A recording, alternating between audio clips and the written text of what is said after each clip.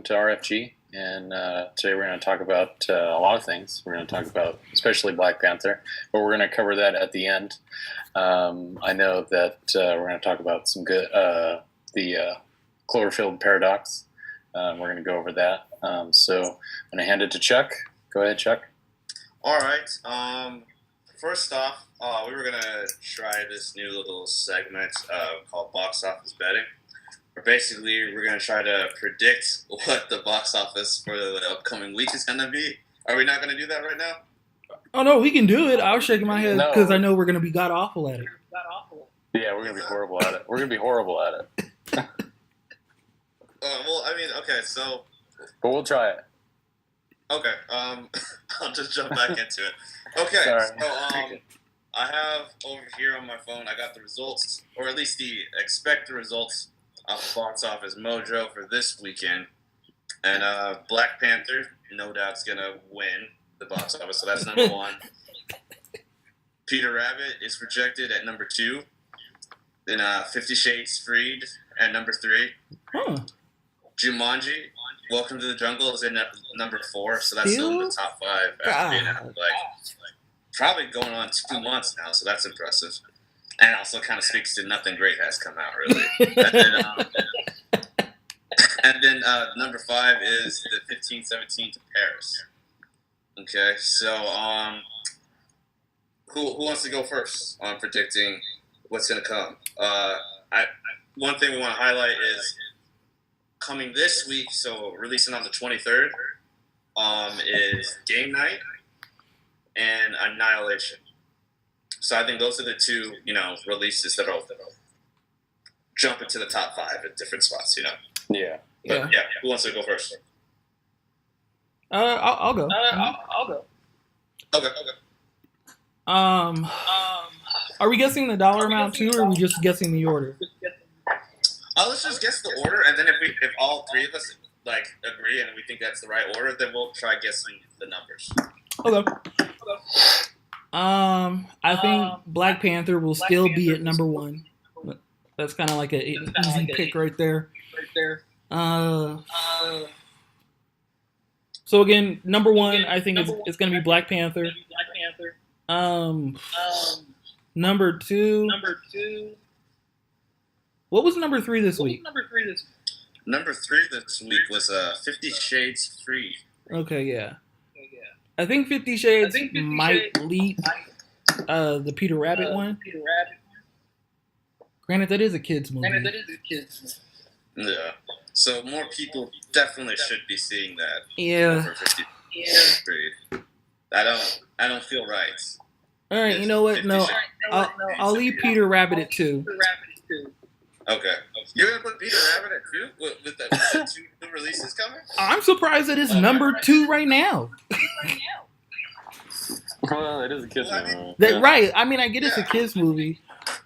No. But I'm going to leave it at 2. We're judging. And then number 3, I'll go Game Night.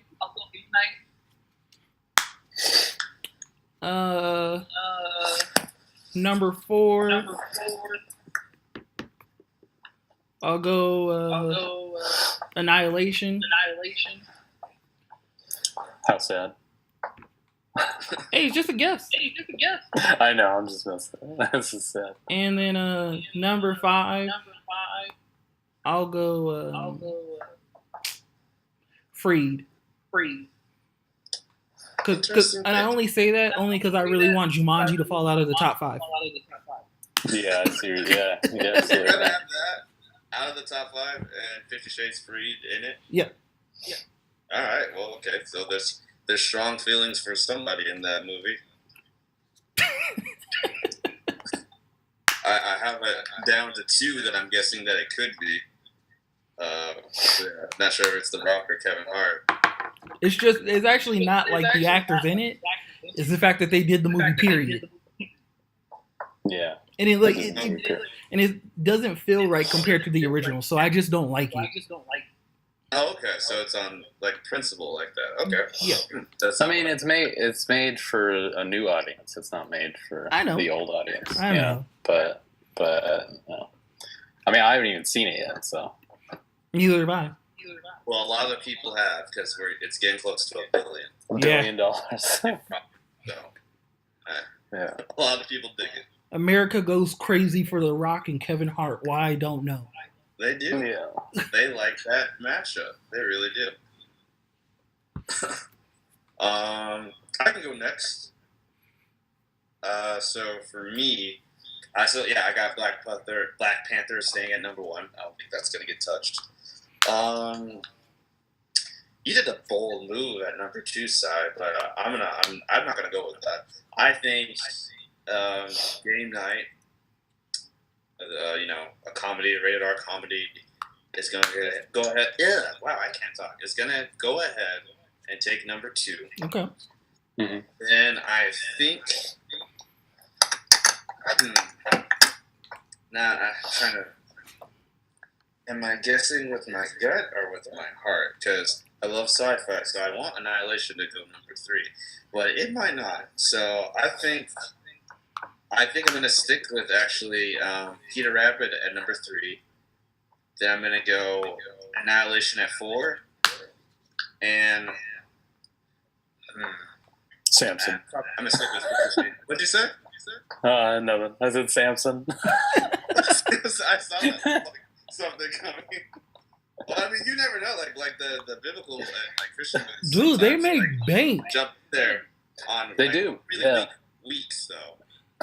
And I don't think this week is gonna be weak enough to do it. So I'm not gonna go. I'm not gonna go with Samson. And I'm gonna say I think 50 Shades Freeze is gonna stay in the top 5. And I think Jumanji will exit the top 5 because it's gonna have been out for 2 months. Yeah. I think, obviously, yes, you guys are right. Black Panther will be at number 1 again. Then it's going to be Game Night. And then, sadly, it's not going to be Annihilation. But I think it's going to be Early Man at number 3. And number 4 will be Annihilation. And 50 Shades will be the 5th one. Oh, you're right. All right, so No. The rabbit on that one. So you think Early Man's going to win that? Did Early Man come out already, or has it come out this Yeah. It already came out. Okay. Interesting. All right. Well, there you have it, guys. Those are our picks for this coming box office weekend. I know I didn't write any of them down. I don't think either of these guys did either. So, I sure didn't. so hopefully somebody. I'll remember. What about Kelsey? We remember. forgot about Kelsey. Does Kelsey want to put her 5? Well, I was gonna introduce her later. Oh, sorry. I just heard her. I heard her voice, so I was like, Okay. Sorry. All right. Well, we'll fix that in post. We'll fix that. My bad, team. "No, Peter Rabbit, no." Yeah, I was like, that probably meant My bad. I was It's just just a thinking random in my voice mind. out there. Oh, man. Peter Rabbit? That's funny. Okay. Back on track. Okay, 3, 2, 1. So, pretty sure none of us wrote anything down on that. So, if you guys want to help us that are listening or watching and kind of caption in the comments. I did. Oh, you wrote down your picks? Yeah. That was Yeah, smart. I wrote down my picks. Yeah. All right, that was very smart, Chad. I even had a notebook in front of me. I just didn't do it. I guess I could have put mine in my phone, but I didn't. Yeah, I mean, I've got no excuse. The pen's still in my hand, everybody. I've got no excuse. I just did not. You're like the composer. You're just using that as you talk. Yeah, You're, that's right. I'm just conducting the orchestra As you lag. as I lag. Okay, all right. My apologies, everybody, if I'm coming off blurry, like I'm just like constantly moving. He's the Flash. He just moves. I know.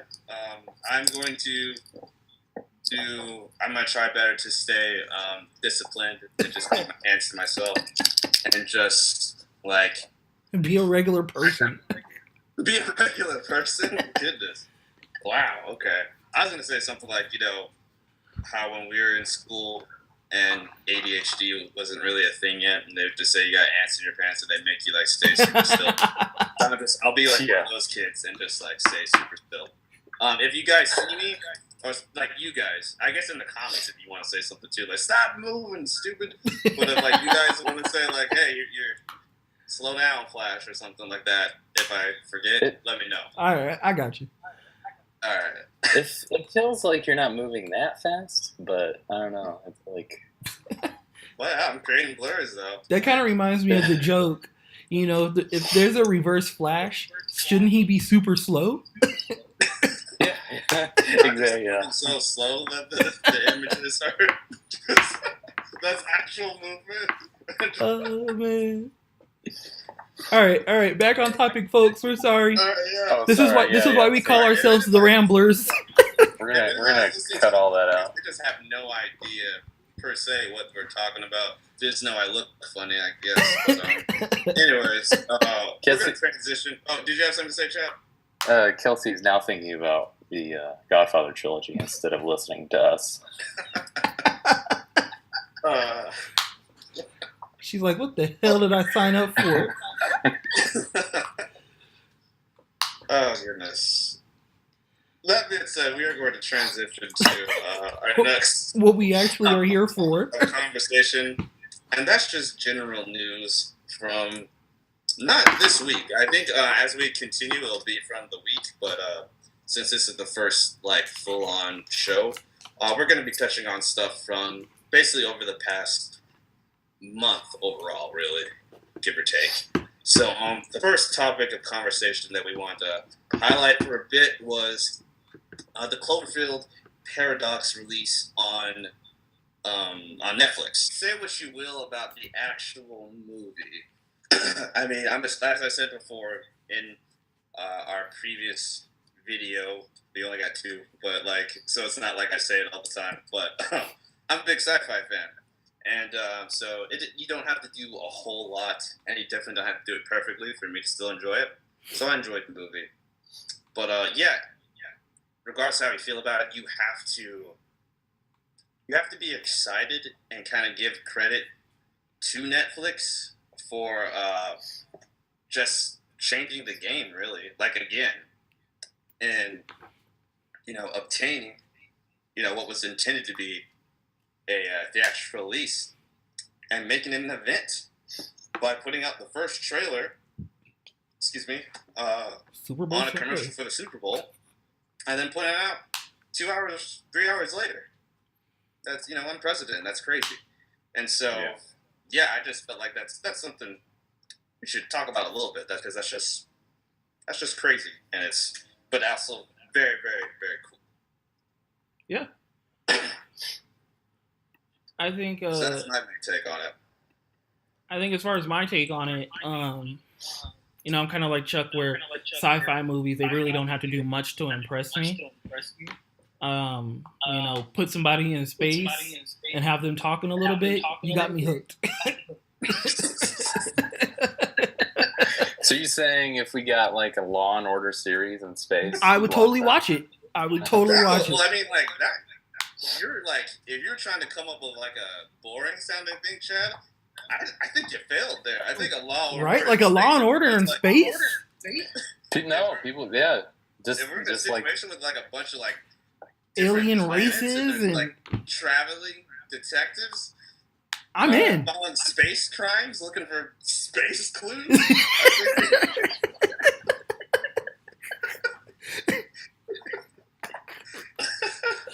Oh man. But anyway, I did like the movie. I think we all can agree. I'm sorry. I just see my wife just reacted so strongly to what space clues. She just there's a mix of like sheer laughter. Who are you? And just utter disappointment. All right. Are we good? Sorry about that. No, you're fine. Continue, sir. My bad. Anyway, what I was gonna say was, I think we all can agree that Paradox as well as 10 Cloverfield Lane, would have been better as just standalone films instead of JJ taking these scripts, liking them, and deciding, you know what I should do? Put Cloverfield aliens in. Exactly. Yeah. That's how they sold it. Yeah. And then you know he does. Nope. They do a bunch of reshoots, and you know it just throughout the movie it doesn't make sense. You know, Paradox. I was intrigued in the movie, and I loved it. But the whole time I was thinking to myself, how does Cloverfield connect to this? And then bam, the last 5 seconds, you get one of the aliens jumping through the clouds, and you're like, oh, okay. When you said that, I was just imagining like a director showing their assembly cut or whatever to some executives, and then just like, you know, notes. You know, you got anything for me? Feedback? He's like, you know what? I don't think it's working right now. You know what we need to do? We gotta put some Cloverfield in that.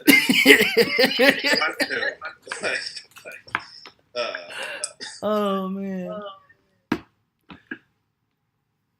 I also do want to say though, real quick, I do think it's amazing that Netflix went ahead, bought an already done movie for what was it, like 45 million, 50 million? I think it's 50. I think it was 52. Yeah. They buy an already made movie for $50 million. Don't tell anybody. It doesn't leak. And then, you know, they just dropped the trailer on Super Bowl Sunday. And we've kind of talked about this before personally. It was perfect because you already have groups of people drunk and eating food together. And it's like, why not just stay a couple of hours, get sobered up, and watch this movie? You know, it's perfect. So I do think we're going to see down the line. You know, obviously not everything will pull the Super Bowl thing. But I do think we'll see down the line that Hulu, Netflix, Amazon, they'll just buy already done movies and then just release it whenever they feel like it. Yeah. I agree. Have you given your take? A little bit, off and on. It's more like, you know, I mean, that was the big selling point, you know. I mean, if they just call it a paradox and released it, like, not 5 million people wouldn't watch it, you know. They would have, like, 20,000 people maybe watch it. It was good as its own thing. I mean, it wasn't the best science fiction movie I've ever seen, but it still intrigued me. Like, I loved all the characters. All the actors in it were great. There was things in it that, you know, got my, you know, surprised me. But, you know, calling it Cloverfield, I mean, that was like the only issue for me. It was like, to me, it had nothing to do with Cloverfield, you know? And I would really agree, like, especially in terms of just like really specific referencing, the universe. It's really basically just that, you know, spoiler alert, big old monster pop up in like the last 5 seconds. So yeah, I mean, I like the idea of them trying to figure out the energy, you know, crisis and everything. Like, there's nothing wrong with that. I don't know. I think it was like too much hype right on the Super Bowl day. I was like, oh, Cloverfield 3. I mean, even the second one surprised me just because it could be its own thing. But like I said, for this one, they put Cloverfield in it, and everyone's curious. But like, it's its own thriller. It could be its own thriller, you know. So like part of the ad even said, you've been wondering how they got here, talking about the aliens, and it goes, now you'll find out. And I'm not gonna lie. Like, I kind of know, but I'm not really sure that I know. Like, they didn't really make a great connection for that statement to be warranted. Yeah, it wasn't explained in the film at all. So, I guess in that one there was a good enough of other things that keep me interested. Yeah. So the next topic that we want to go over is the Incredibles 2 trailer. So not the trailer, but the what happened? I don't know what happened. I'm gonna power through people. The Incredibles 2 trailer. Not the teaser, but go over that new footage that we got earlier this week. I know all three of us were at an age where that was still, a very impactful movie for us. I think that was the last Pixar movie that I saw before Toy Story 3. So that was as I kind of felt myself aging out of it a little bit. That was one of the last ones I watched. But yeah, that's one of my tops from Pixar. So we're all excited for it, and so I want to hear your guys' thoughts. Yeah, I'm definitely excited about it. I mean, I can't remember when the last one came out, but They told me that's before, I think. Yeah, let's see, that's 14 years. I mean, that's just insane, and I'm surprised they just held on to it for so long, because that was a big one. That was a big movie. So, but yeah, I'm excited about it. So. Yeah. I definitely liked getting a little bit more sense of the story too. Looks like they're really, really trying to give a lot of, what's the right word? All I can think of is shine right now to Elastigirl, letting her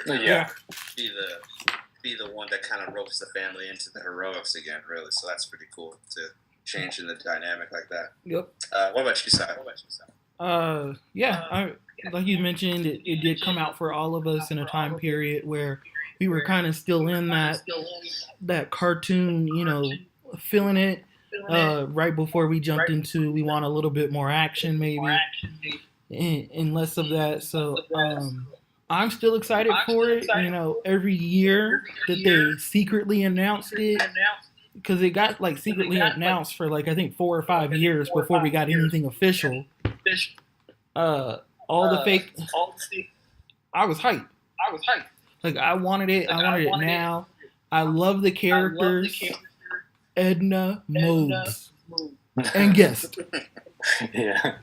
That's one of my favorite lines in a movie, regardless. And then I do like the fact that they're kind of reversing the roles where Elastigirl is the one going out and doing the missions, but Mr. Impossible has to stay home, take care of the kids. And especially now that Jack has his powers.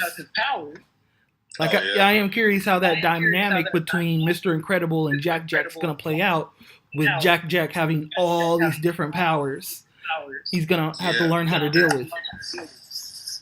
I think I saw a meme a while back where I never even put it together that your picture's gone.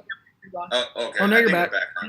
My bad, guys. But anyways, I saw a meme where I never even, put it together that named Jack and his powers are Jack of all trades. Oh. I didn't think about that. Yeah, so I just thought that was funny. We're going to talk about Black Panther, and I was surprised by it, really. It was really something different. I loved the way they introduced Wakanda and the history. I mean, they really did their homework and studied about different tribes and everything. I love all the characters. I don't think I had a problem with one. Maybe that Claw was not in it enough, maybe. That was the only issue. But the way Michael B. Jordan was the perfect, he's like the perfect good guy and bad guy combo. Because you feel for him. You feel for that character. Definitely. But just overall, especially his sister and his mom and his love interest.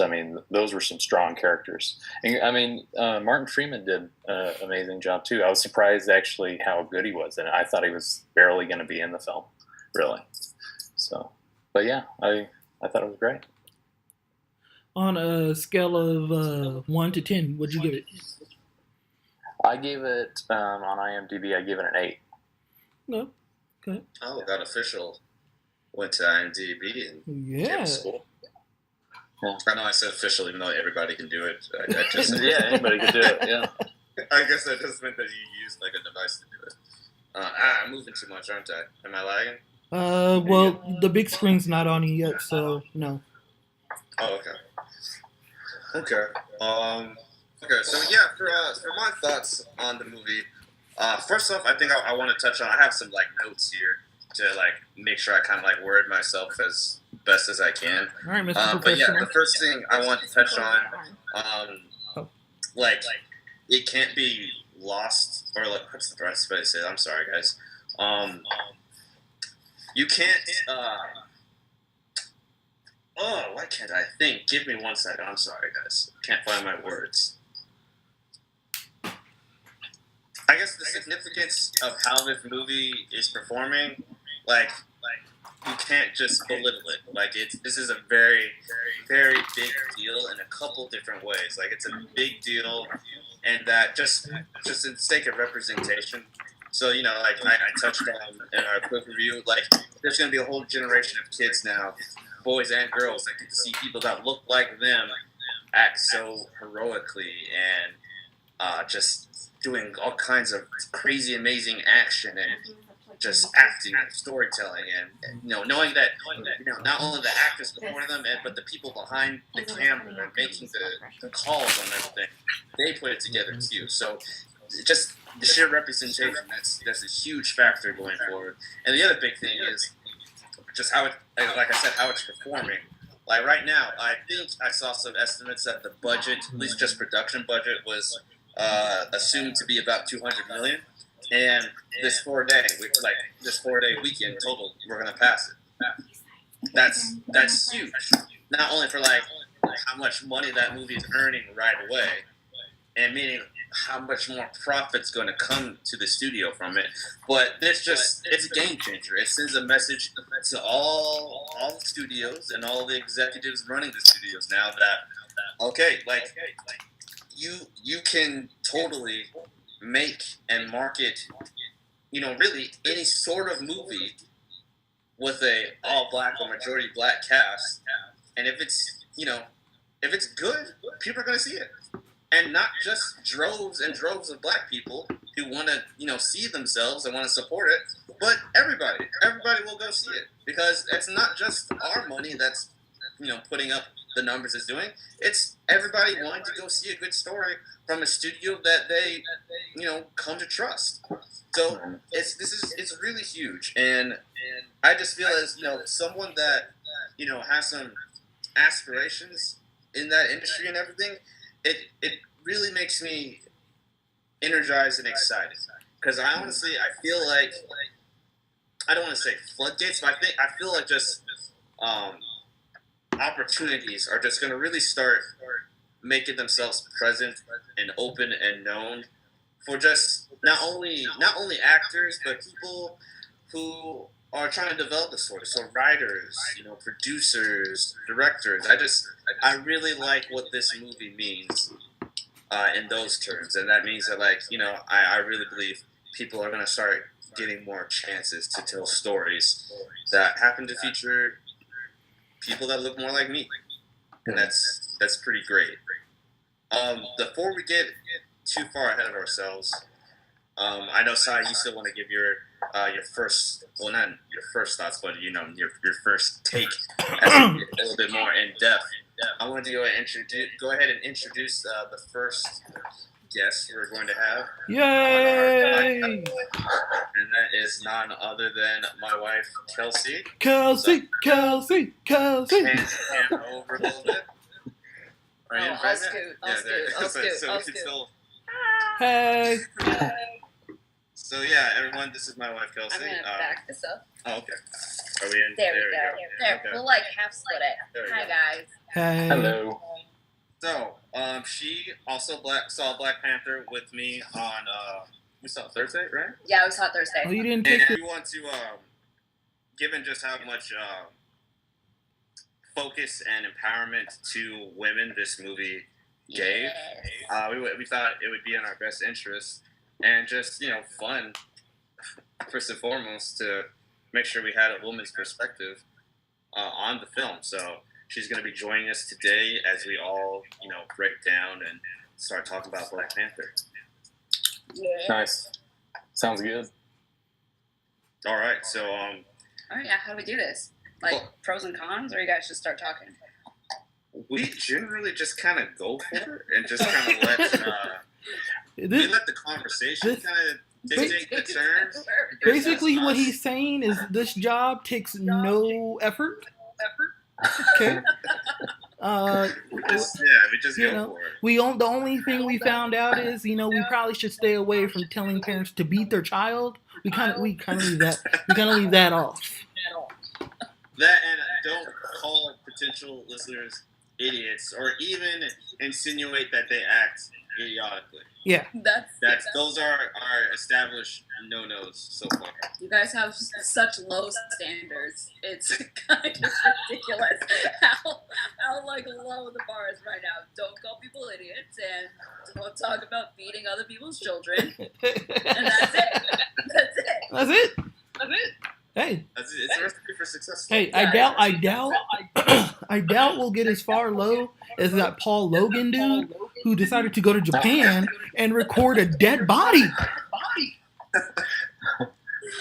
Yeah, I feel like we won't have to put that on our list. I don't think we'll ever have to put that on our list. That one is, to the definition, no-brainer. I mean, you would think. Here we are. So yeah, I don't know which Sai or Kelsey. I don't know which one of you would like to just kind of give some thoughts first, because basically that's how we're going to do it. One of you will start talking, and it'll spur on enough for the rest of us to start talking. We'll just kind of go on to that. Chain reaction. Yeah. Do you want to go first, Kelsey, or would you like me to go first? No, all you. Start us off. All me? Okay. So my opinion on it is me and Chuck talked about that a couple days ago. I loved the movie. I loved how it represented African culture between the dressing, the all women's army, and even with Killmonger. I think we have to stop talking about him as a villain. He's not a villain. He's an antagonist. But the way they portray him, what he goes through as a child, and he just wants to be welcomed back into his home, and also, kill T'Challa because his dad killed his dad. We got a little bit of Simba going on there, but I understand. I can understand how you get to that point when it's your family. So I don't like calling him a villain. He's more just a pure antagonist to me. But he is the damn near best antagonist Marvel's done since Loki or Winter Soldier. Yeah, I can work with that. Like, I think he's misguided. That's what I would say. Yeah. And those are kind of like my favorite type of like villain, non-villains. Yeah. I love when the person we're going against, where you kind of feel for them, where you're like, oh, man, like I get what you're going, like I see that, but it's just a little too much. You took 5 steps when you should have taken 3. Yeah, I love that though. Yeah, that was my feeling with Killmonger too. Like, let's see, I'll jump back to the frame a little bit. My bad. Yeah, I can't. I was talking about with Kelsey when we were driving back. Really, to me, I feel like out of recent villain portrayals, there's probably only 2 others that I feel is as warranted in their cause as Killmonger. Mm-hmm. And I still don't think either of these, well, maybe one, is potentially as warranted. And for me, that's the Baron Zemo from Civil War. Like, he obviously has a lot to be upset about. Yep. And then Zod from Man of Steel. I think Zod from I feel like Zod from Man of Steel is like the closest to like in terms of like motivation with Killmonger, where they're just trying. They're ultimately they are trying to do a good thing, but just going to absolute extremist measures to accomplish it. And that was my thing with Killmonger, where like, as you guys were saying, like when you see his story and everything, you can't blame him, and you can't really be too upset with him either, based on both. It all comes down to Wakanda and Wakanda's action and inaction, and that's honestly my bad with the hand. That's kind of what the whole thing comes down to, if you really think about with the movie, with just how everything that comes out of it comes out of how Wakanda's actions have been past and present, and that just really makes itself evident personally in Eric's life. Yeah. Whereas, the action of his, spoiler alert, people, action of his father, dying at the hand of King T'Chaka, his Killmonger's uncle, and then in the same, couple of minutes, just leaving without giving, saying bye or anything, closure or anything like that.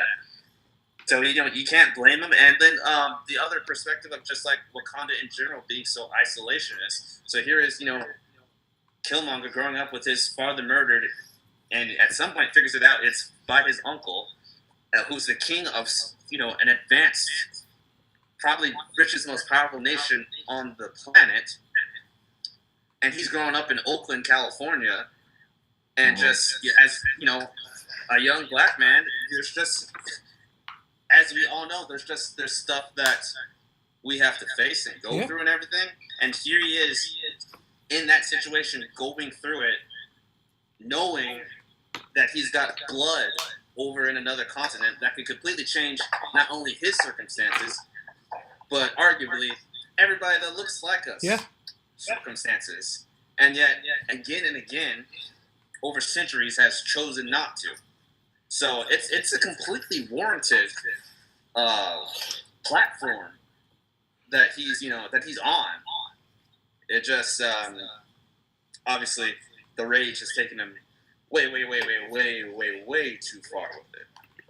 So that's he's the highlight of the film for me. Not just the performance, but just the message behind his character, and then how the film handles that message it was very very powerful with it. I want to let Chad or anybody else to interject some more stuff. I just wanted to give one more quick thought on just Killmonger specifically, and I just feel like his last line sums him up so well, and just to a T.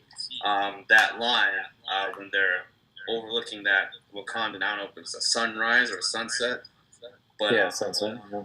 When he opts, I know that, again, spoiler, when he opts to pull that vibranium dagger out of his chest, symbolizes that no, he doesn't want to. He doesn't see how he could coexist with T'Challa and Wakanda, and just says, I wrote down that bury me in the sea with my ancestors. At least they knew death was better than bondage. Like that was like I don't think I've ever felt like I've heard a line so deep. Yeah. In a superhero movie. That is one that when I heard it, I was like, okay, that's the perfect ending to this, because throughout the whole movie, he does show that part of what he's doing, it isn't really for him. He does it because he wants to free more black people who are enslaved around the globe. And if being the leader of a country that is, way more advanced than any country or any land in this earth, why does T'Challa or T'Chaka not do it? You have the access, and you know that there are people out there suffering while you live in your closed off world where people that even look like you can't come in if they needed help. and you keep them locked out when you know you could save all of them, really. So his thing was more so, besides him wanting to be king, him wanting to take over, was he wanted to, kind of be that Malcolm X, that Dr. Martin Luther King, and take his people to freedom. And so when you look at it that way, again, it's hard to call him a villain, because just like I said with you're not an idiot, you're just acting idiotically. He's maybe not be a villain, but he's just acting in villainy. All right, I think we're giving the guy a little too much credit here.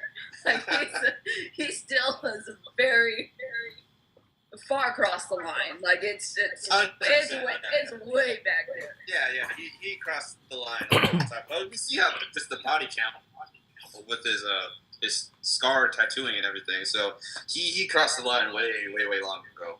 For sure. So probably some of that was just in combat and everything. Did they explain the scarring? Line's way back there. Yeah. Like it's not even in sight.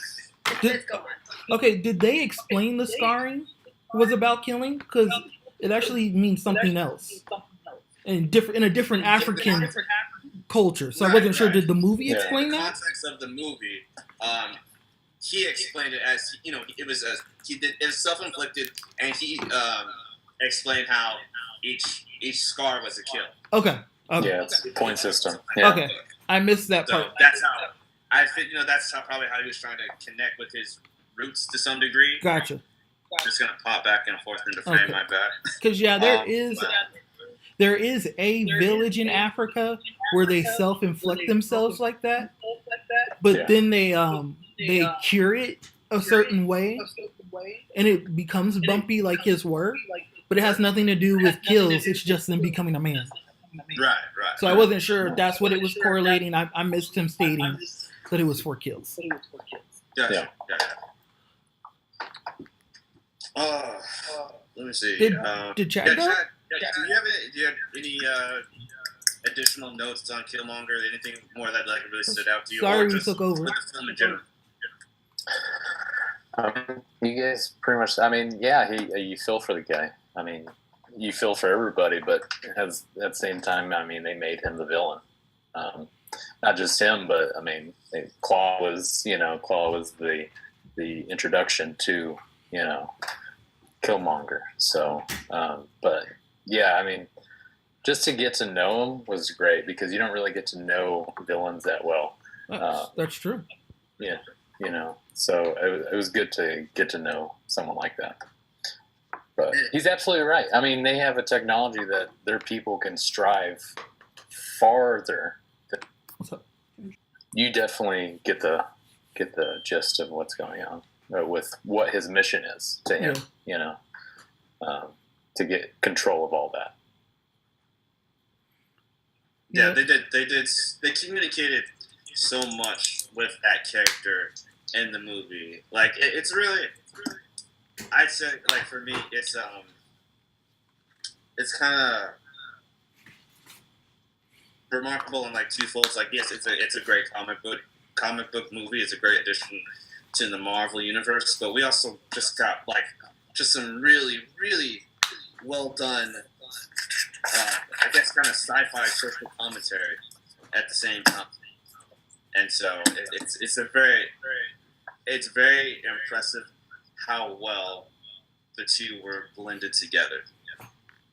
I think that's probably the best thing I could say about the movie, honestly. But I want to give the spotlight over to Kelsey for a bit, and I want us to focus on, specifically the other, huge thing that the movie did so amazingly well is give awesome roles and awesome arcs to the women in that world, in that universe, in Wakanda. And so, Nakia, yeah, we want to have a woman's voice on it. So, you want to take it away, Kelsey? Okay, I'm going to shift this back over my direction here.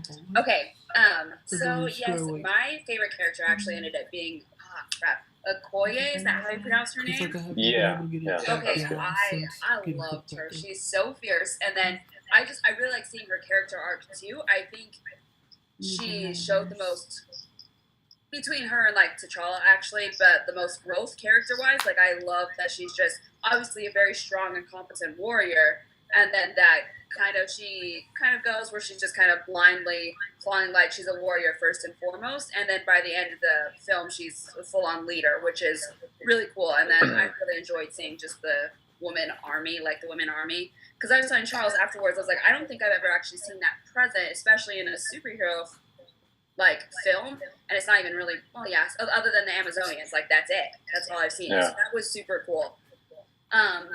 And then the three other main ones, it kind of sucks. So I really loved Okoye, and then I did not like Nakia's character. Oh, really? Oh, wow. I thought, to me, she came off super,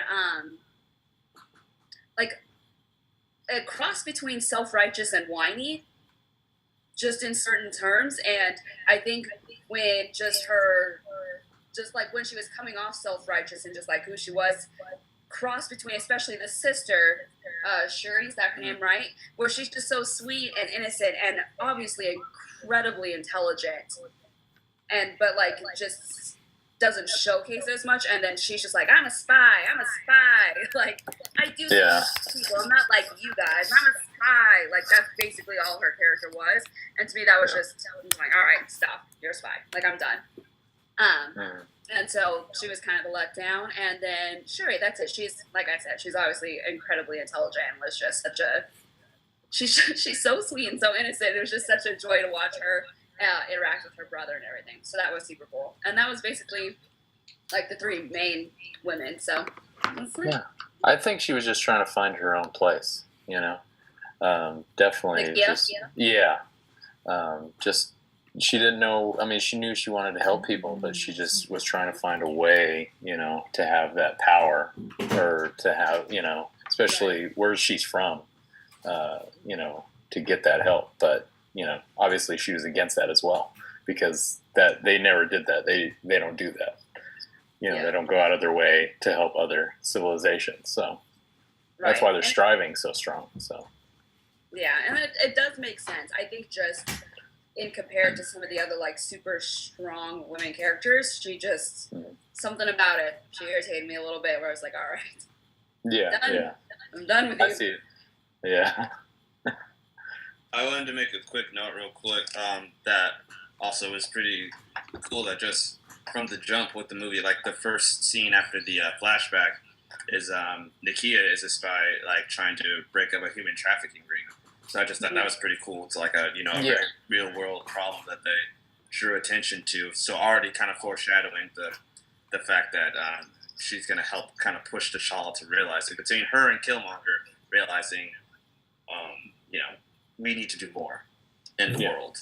So I just wanted to highlight that. Well, that's nice. I was pretty impressed with that to tackle a real issue like that right off the bat. That's pretty cool. Did you guys watch the ending scenes and everything? The credit scenes? Oh, yeah. I still don't get when people leave, don't do that, especially when people go to see like the first available showing.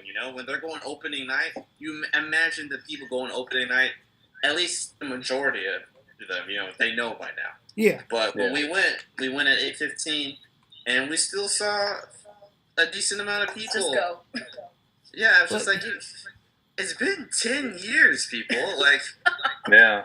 Have you not gotten accustomed yet?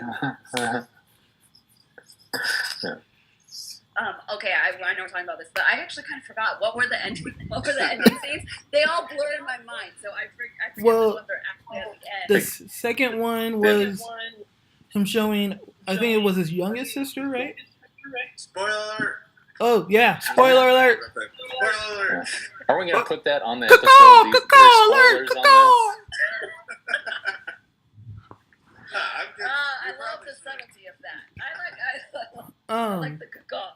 We probably should put like a little disclaimer description. Spoilers. Yeah. That's what we'll start doing after a couple episodes. We'll know. Spoiler alert. That's our code. That's our call. Okay. Well, before I go though, I do want to give you guys an update. Right now, we're at an hour 13, and just going off the top of my head, I think there's probably about 15 minutes, and counting because we haven't started back yet. About 15 minutes that we can cut out. So right now we would be right at that hour mark. Okay. All right. So, Black Panther. Amazing movie. I like the clothing design. They struck with authentic African clothing, which was really nice. Their women's army is actually based off of a earlier 1600s army that a African country had, and all their warriors were women. That's also where the Amazonians came from. They just turned them white. But just the authenticity, how much came from Africa itself. And it does kind of suck. I wish they were able to do some filming in Africa, but unfortunately they couldn't. What else did I like about it? Well, before I forget, I did Chad had posted a question about the end credit scene, so I want to make sure we definitely still touched on that. Oh yeah, totally skipped over that. Oh, we did. Okay, yeah, we can't forget about that. So then I'll just make my one last piece about the movie. I like how Marvel handled the introduction to Wakanda. They've been teasing it forever. The first Avengers movie, I think, you can see where Tony has a map up, and one of the areas that circled was their country. Oh, really? Nice. And then the next kind of clue you get was at the end of Civil War, where they put Bucky in the chamber, and Chuck, or not Chuck. Why did I say Chuck? I meant Captain America starts living there at Wakanda. And with that being said, though, if he's still in Wakanda, how come we never see him? Are you saying Cap is there? Yeah. I don't think Cap stays there. I think they just put Bucky on ice. I thought they put him because it sounds like from the next Avengers movie, he's still going to be there when the action starts. Like, it's not like he heard about it and then came back. He was actually I think you're right. You're right about that. So where was he during all this? It's true. Well, maybe he's still. I mean, maybe Wakanda's where he kind of lives now, but maybe he's got things to do and just still. He's in town. In Wakanda, where the nation is so much like they're so advanced ahead of us, you could probably order a cup of water and drop a pill in it, and it's coffee. Like what extra stuff does he have to do? I don't know. I'm kidding. I'm making it more logical than it needs to be. Really, it's just that Black Panther is a Black Panther movie. They didn't want to put another superhero in it. That's really the real answer. I was just overcomplicating it. Oh man.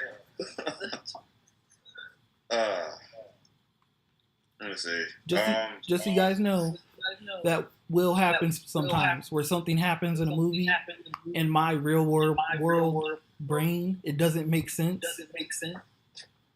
And then my other side of my brain is like, it's a freaking movie, you dummy.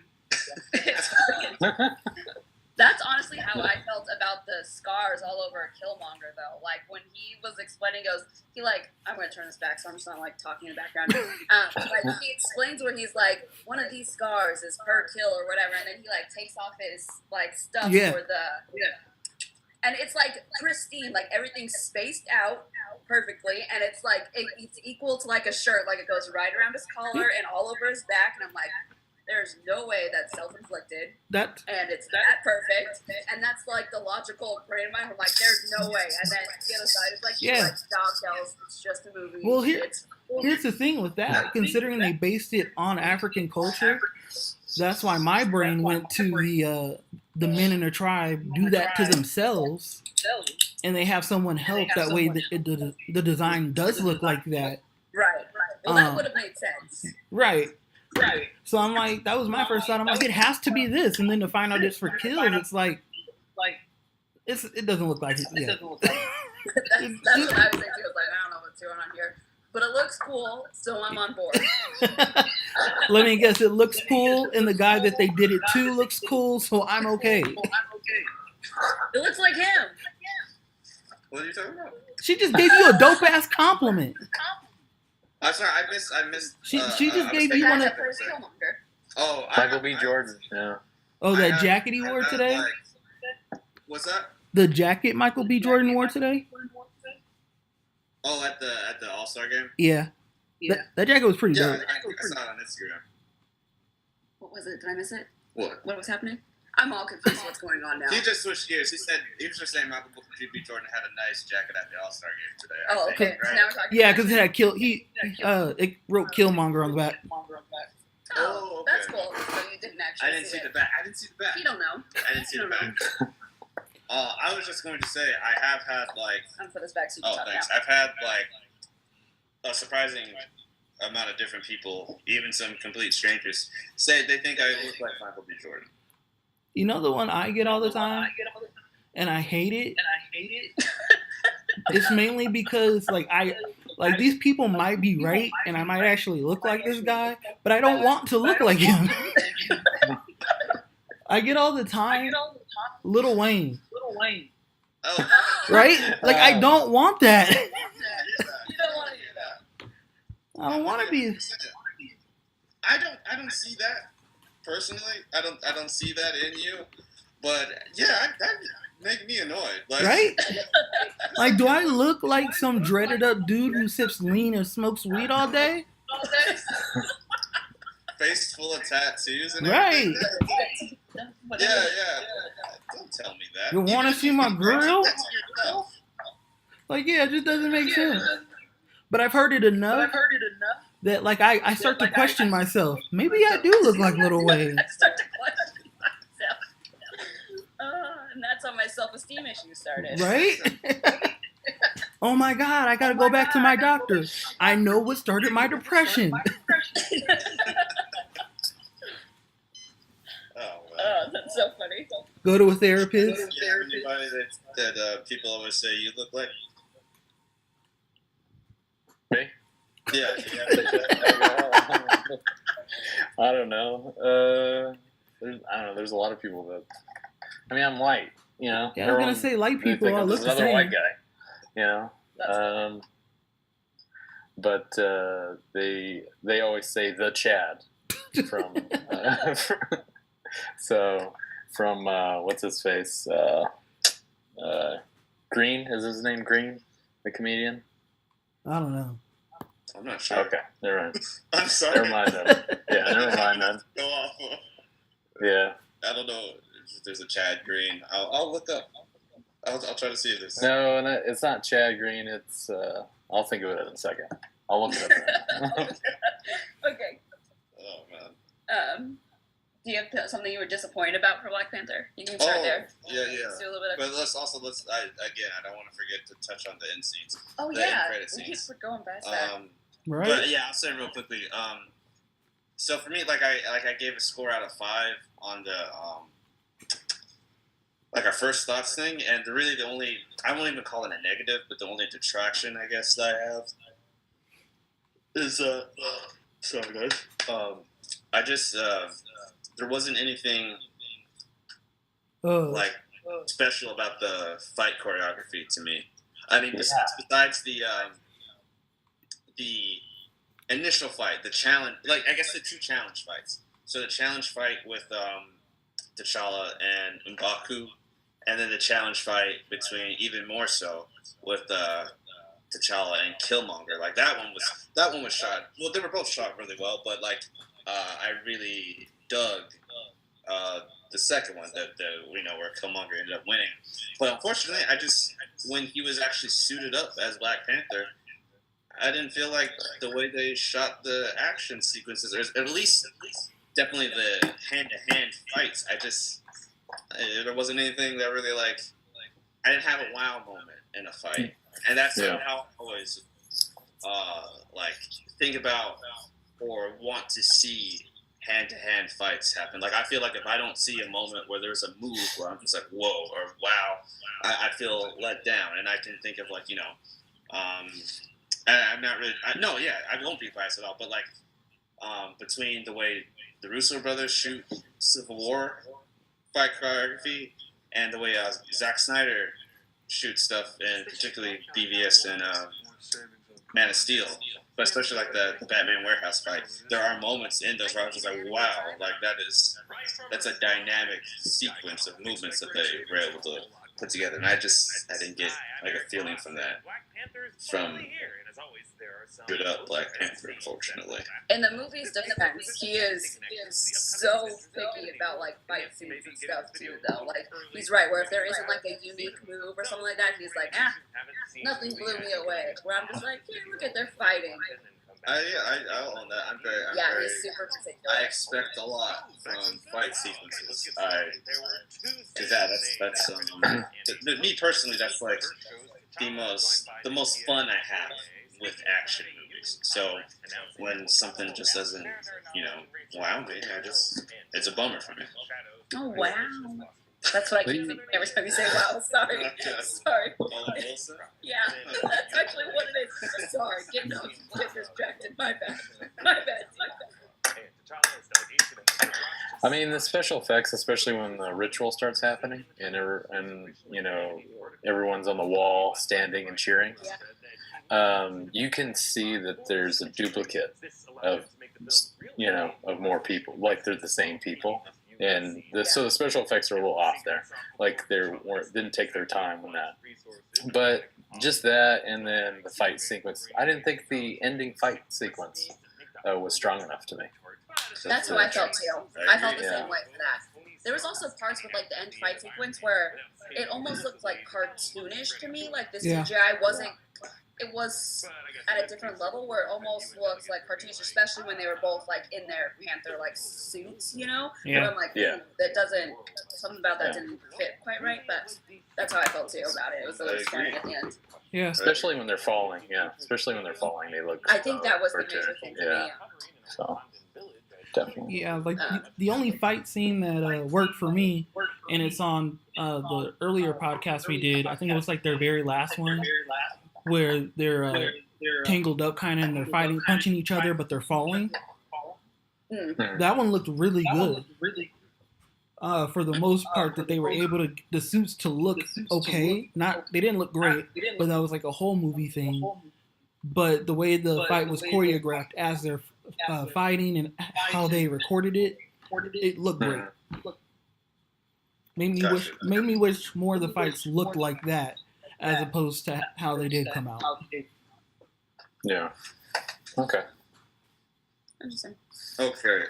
So I just thought two more things. So what, like we could still do last. I think we definitely need to touch on the end credit scenes. But right before that, still getting there. Right, I don't want to forget. We're at an hour. We're at an hour and 26 minutes. Okay.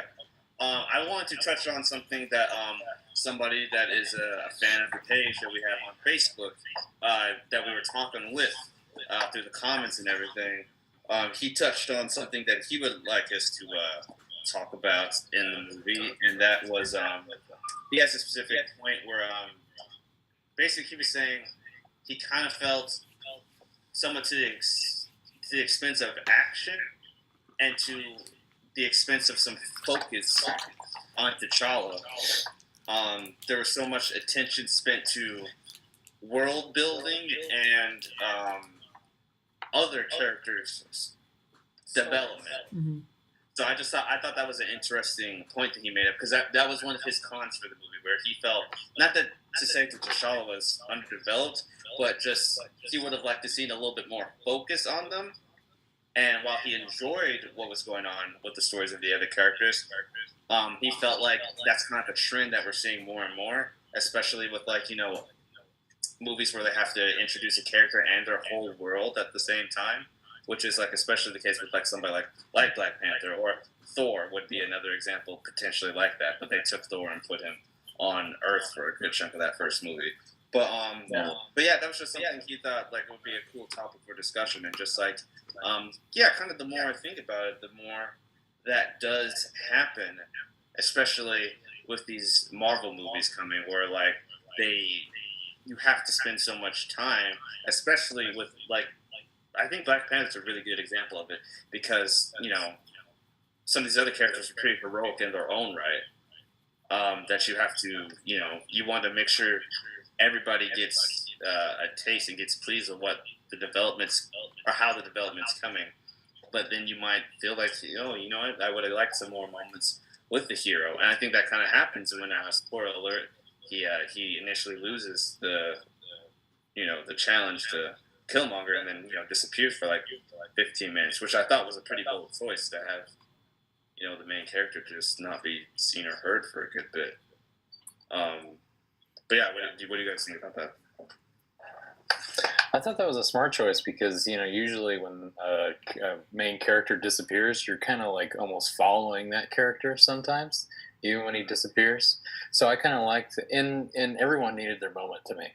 All the characters needed their own moment. So I don't know. To me, it was fine. I didn't have any issues with that. So. I'm with Chad. I got you. So, did you have any thoughts on that? Oh man. So I think as far as the introduction to Wakanda, was he saying that it was overdid or underdid? I don't think he would even go as far to say overdid. I just think he sees a trend happening in these movies where, especially one where it is like a singular kind of title hero, where they spend a fair amount of time kind of developing, getting a sense for other characters, potentially at the detriment of focus to the hero, to the main hero. Okay, gotcha. Yeah. So just said, what do we think about that in terms of this movie, and is that a trend that that we're seeing, where they were kind of starting to notice? Because I just I can think of an example from a film that we haven't seen yet, but I have a pretty big feeling that we're gonna get a similar feeling with Captain Marvel when that comes out, because that's just a whole another kind of section of the universe, right? And it's not like Guardians where you get to jump around with a whole team of heroes. The focus is going to be on Captain Marvel, but it's going to be divided between all the other aspects of her kind of crazy story. The movie that I thought of when you said that actually right now though was where I think they spent too much time world building for. I'm gonna turn back again for a character really familiar with, was actually the most recent Spider-Man.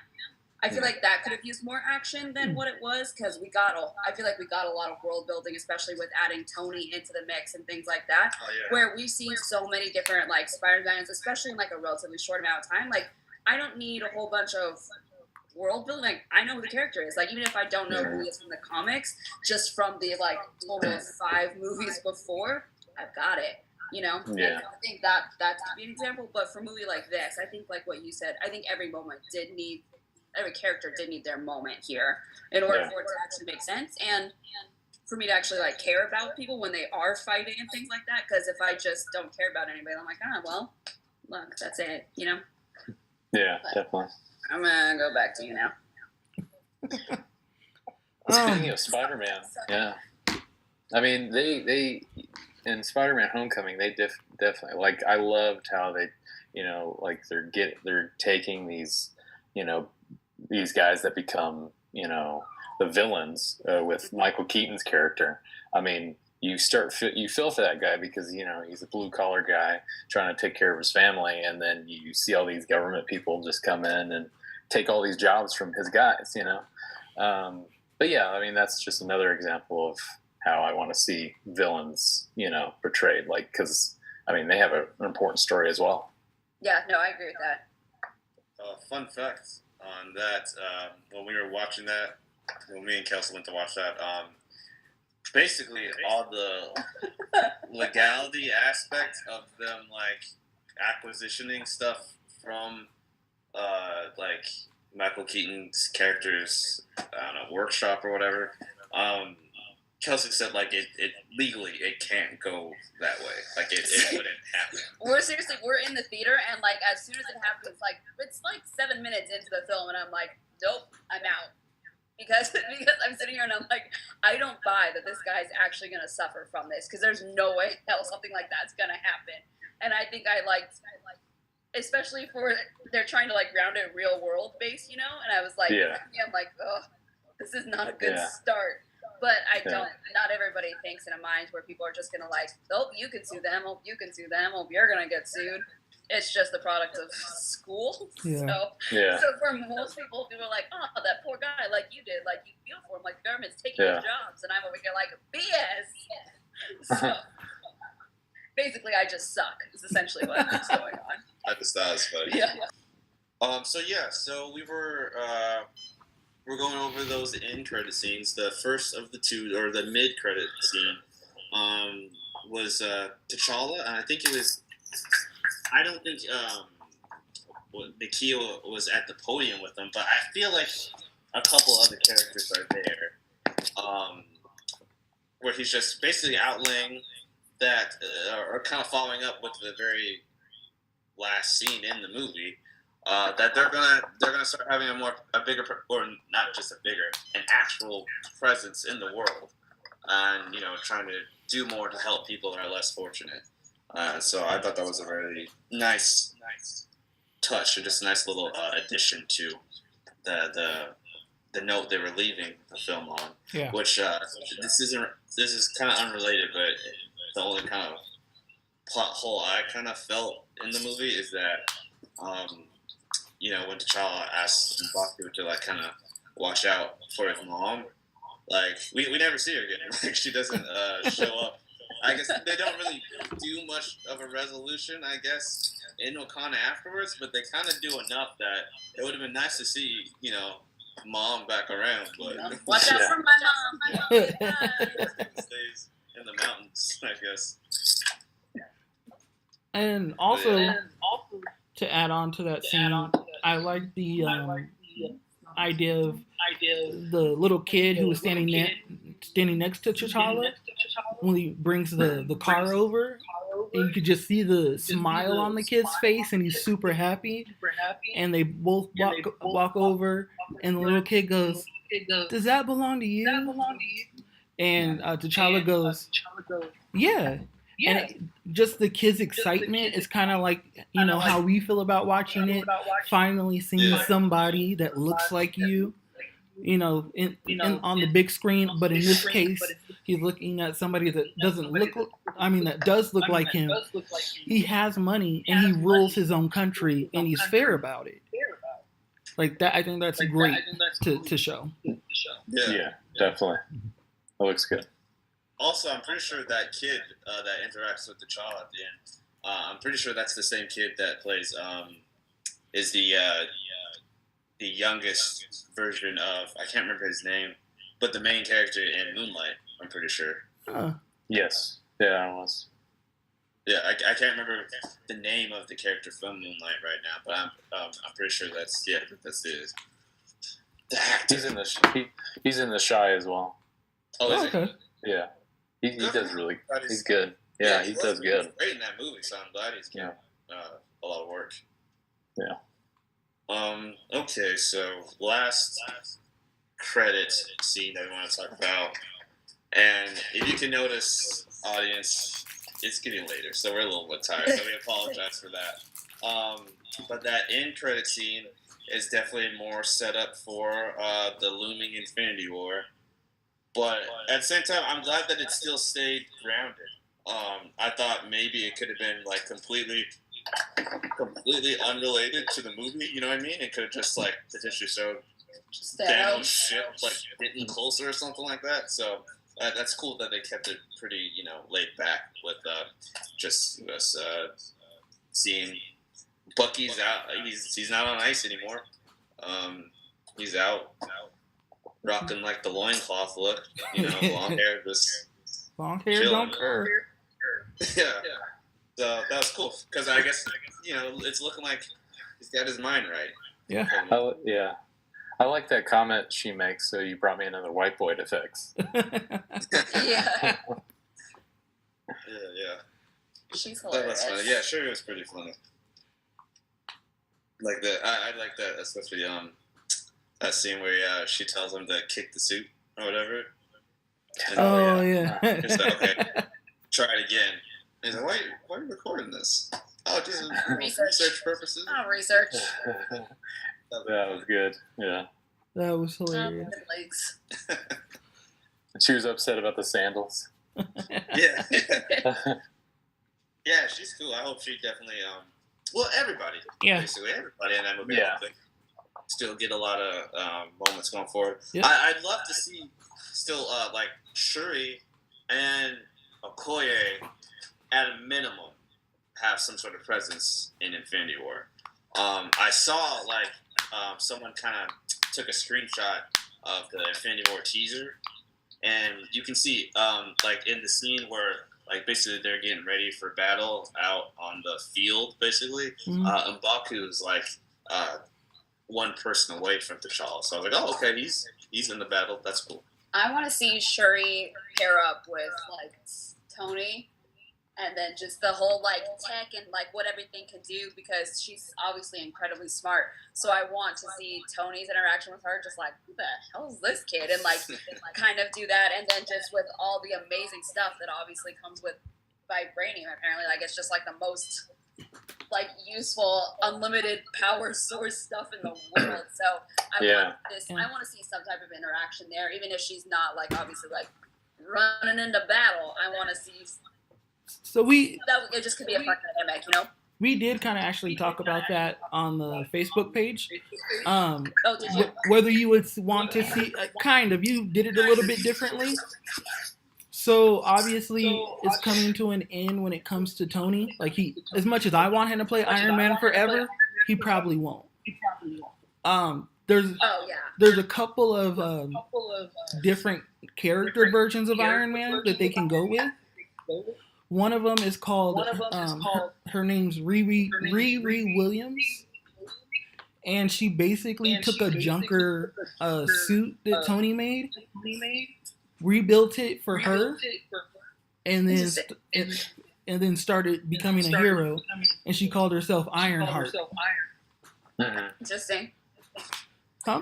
Isn't that in Iron Man 3? But it's a boy. It's a young boy. So there is a boy that replaces Tony at one point in another comic book series, and people were thinking that boy may have been it. Yeah, it wasn't like a suit there, right? Oh, okay. So it's nothing confirmed that he's going to be the replacement or that the replacement's going to be a boy. But I would also wouldn't mind seeing Shuri stay in Wakanda, do some things with Tony still, see how they interact, because that is a definitely cool interaction to watch. But I'd like for her to go back, take back the knowledge that she has learned, and T'Challa's on like his last leg. He can't do it much anymore, and then she takes over as Black Panther. Wait, but didn't they burn all of the purple heart plant things? Like, there's nothing left anymore. Wasn't that the last one? They're plants. They'll grow back. I thought that was like it. Like, they burned them. They were done. I got the impression, like, all right, he's the last Black Panther. Like, this is it. I feel like so it may have, but they didn't say that. And since for sure they didn't. And since Marvel didn't say it, I wouldn't be surprised if something came up again and there was a last batch that didn't get destroyed. Plants, it's still here. Yeah. Well, between that and Nakia, she did grab one of them. Yeah, but they crushed it up and they gave it to. Yeah. They get. You alright? Yeah. Yeah. Sorry. She crushed it up and like. She gave it to T'Challa. Like he drank it, but I feel like it was a solid thing. So I think like some sort of juice he drank it. But I want to say there's still like parts of it left that they could they're gonna save that plant for 20 years when the next person's ready to be. Just save the juice. Plant. No, I'm saying, plant what was left and start anew. Circle life. Okay. So you're talking about burying it again and growing it again, right? You're talking about burying the juice and growing it again? Well, I don't think it's just juice, is what I'm saying. But it looks like juice. It's liquid. He drank.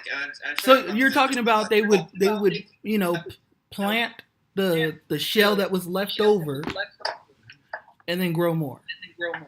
I'm gonna get seizure. I think Chad might be sleeping it a little bit. Oh man. Well, I guess on that note, we seem to have lost the handle on everything. 30 for you. It's 12:30 for me, fam. That's right. I'm sorry. It's late, y'all. It's late. So. But anyway, my name's Sai. I am the best one out of the three.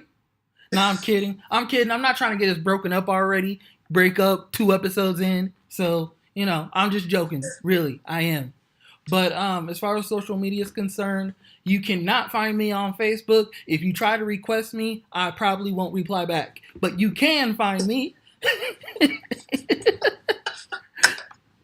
is just completely falling off the rails now. But You're telling people not to interact with you. Oh, no, I'm saying interact with me, just not on Facebook. Yeah, it's just being specific. I'm being honest. I don't really use Facebook that much. All right, fair enough. Everybody, feel free to contact me on any platform. I don't care. All right, okay. Chad, you can find him. Oh, real quick update.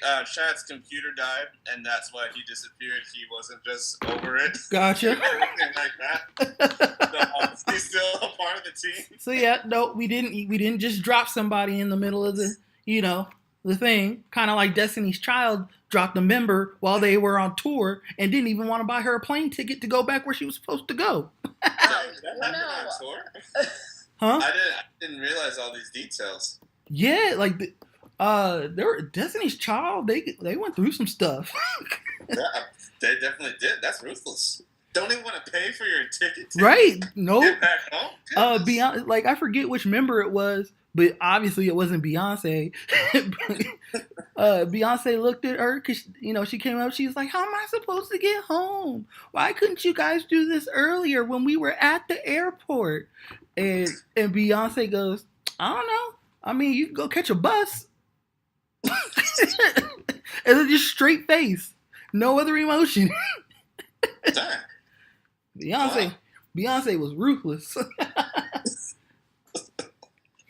Well, we're not ruthless like that here at RFG. Just so They- you guys know. They probably weren't either 2 episodes in. We don't know what the future So- will hold. So somebody take your bets now.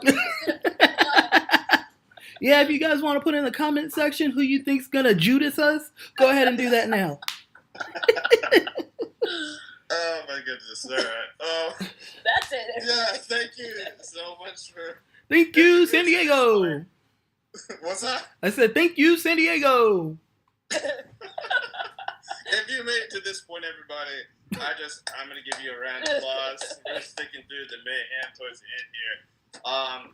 I wanted to make sure I said, if you liked any part of this, especially if you liked the end too, hit the like button. Go ahead, subscribe to our YouTube channel, and can they subscribe to SoundCloud? Yes. Subscribe to our SoundCloud, and then Follow us on Twitter. What's that? Follow us on Twitter. Yeah. Instagram. Instagram. And are we on Apple Podcasts? I'm still working on that. It's so confusing. Okay, no worries. So yeah, for the time being, check for our content on YouTube and SoundCloud, and stay tuned as we add in more formats. Oh yeah. And make sure to comment. Let us know what you thought about. I really thought you were gonna say, yeah, make sure to come on us. And I was like, what? What? Please don't do that. Please do not. Never mind. I'm not going to No, get into that. Yeah, all right. Good night, everybody. But yeah, people, I'm glad that you hopefully are enjoying these videos that we're doing. Any feedback is greatly accepted. You know, we work well with you know, you guys telling us what we do that you may not like. But hey, also we ask that if you tell us something that you don't like and we do it, we're gonna need y'all to give a shout out to either NBC or Netflix because we need to get paid. And on that note, I think all you lovely people, I think you all had a great weekend. Get back to work on Monday. Let's have a good week. Let's have a good